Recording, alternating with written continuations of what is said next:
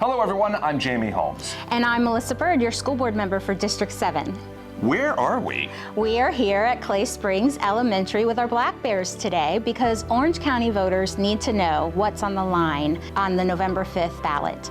There's a very important question, and it asks whether taxpayers should continue a half-cent sales tax to support school construction and renovations. So why is that so important? Well, here at Clay Springs, the tax provided funding to completely replace this campus in 2015.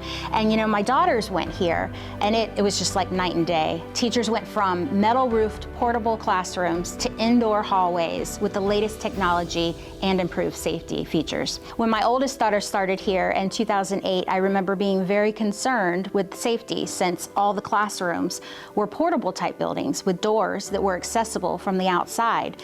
And now this school is bright, cheerful, and most important, it's much safer. Oh, it's absolutely stunning. And the existing tax, the one that's already in place, has funded renovations or replacements of 136 campuses in our county since voters first approved it back in 2002. So what would happen if in November voters said no? Well, first I want to make it clear that this is not a tax increase. It's just continuing the funding that we already have.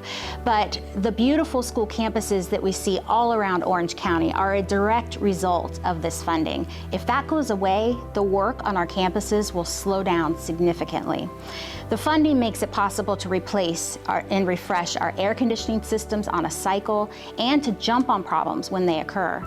We would see a lot more systems breaking down and deteriorating without this funding, and we don't want to go back to the days of dated, inequitable facilities. And a lot of work still needs to be done. More than 75 schools are due for renovations or repairs in just the next decade, so that's a large number of schools that need that work. In your district, in fact, that includes 12 schools, such as Lakeville Elementary, Piedmont Lakes Middle, Wolf Lake Middle and Elementary, and both Apopka High and Apopka Middle. So what do parents and teachers have to say about this? Yeah, well, we surveyed our parents and community members and students and staff about the condition of their schools, and what they told us was that there's still work that needs to be done. Many elementary schools need playground shades over their outdoor playgrounds and outdoor learning spaces.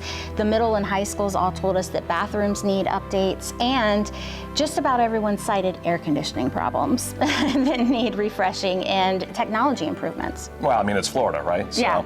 Okay, so here's the most important question. How can people weigh in? How can they make their choice? Absolutely. Vote on November 5th. OCPS is the last item on the ballot, but we like to say it's the first in our hearts. Oh, I like that.